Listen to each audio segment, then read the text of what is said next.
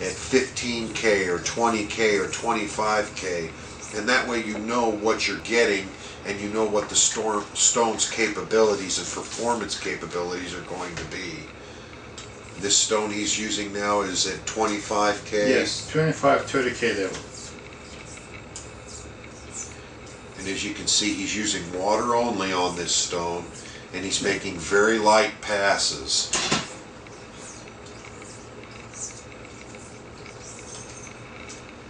So we're done on this one, and my lastly stroke. This is my everyday use t-shirt. I use this every day. I love it. It's nothing left on this stone. I will wash this one and come back. This is Sham's, I believe this is a yellow-green Escher. Is this a yellow-green? But yes, this one is yellow-green too. I will wash the MT too. Again, the yellow-green Escher and the J-Nat, or Japanese Natural, the components of the stones are very similar. The particles become finer and finer as the stone is used over time. And again, he's formed a slurry. Yeah, I want to show you one thing about using the Escher stones.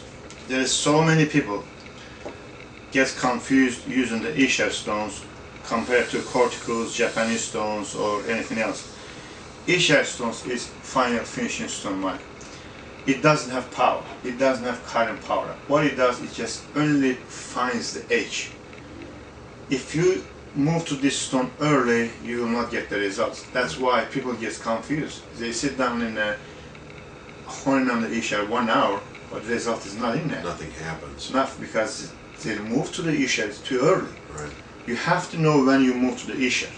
If you move to the Escher on time, you will love the Escher stone. That's the only thing what Escher does. It finds the fine edge, and then when you shave, you will have smooth shape, very fine shape.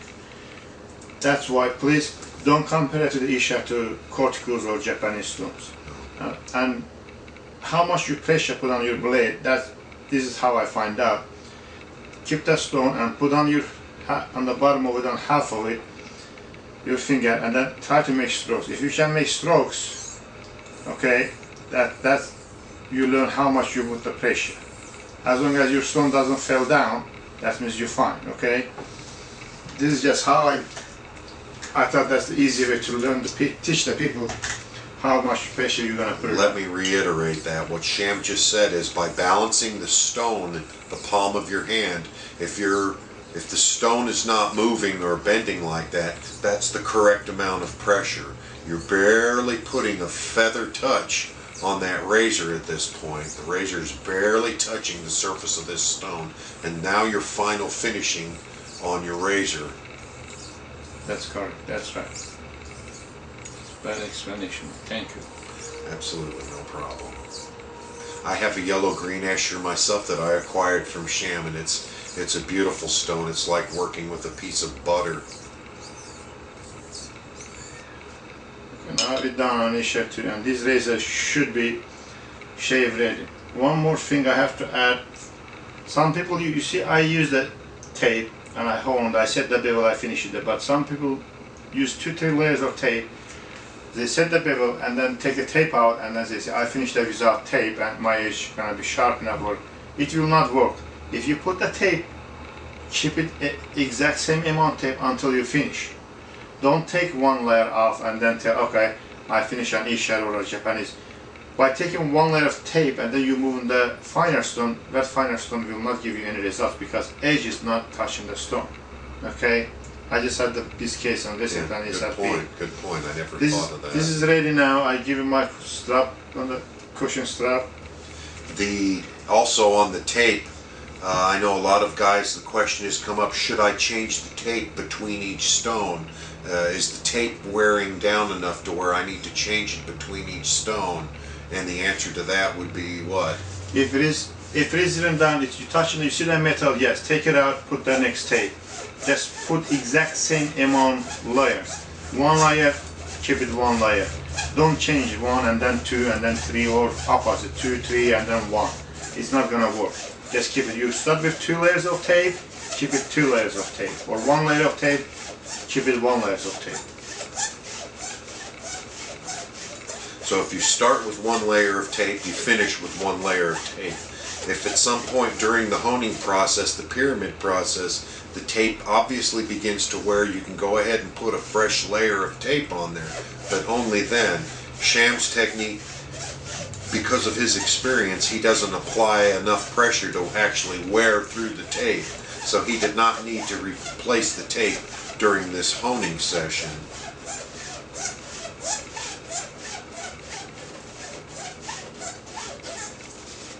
And last I want to say about the taping, sometimes you will have the blade that will not take the edge. This is for advanced people, advanced honing people. By adding that one layer tape, what you do, you give more backing, you will have the blade take the edge. But sharpness of the edge doesn't matter, never will change. What I mean, you changing the angle, you're giving the back for the edge, backing a little more, but sharpness of the edge will be same. Okay, don't think about if you, for example, you had one layer of tape, your edge gonna be sharpness level on 10. When you put two layers, it's gonna be 15. No, it's not gonna be 15. It's gonna be still same, but it's backing gonna be more. That edge is not gonna be break down early. That's the only difference is what you will have. Okay. Now let me check this sharpness of this edge. Oh wow. Now you go ahead. Now this particular blade, this is actually a hollow ground razor, and as opposed to wedges, which you do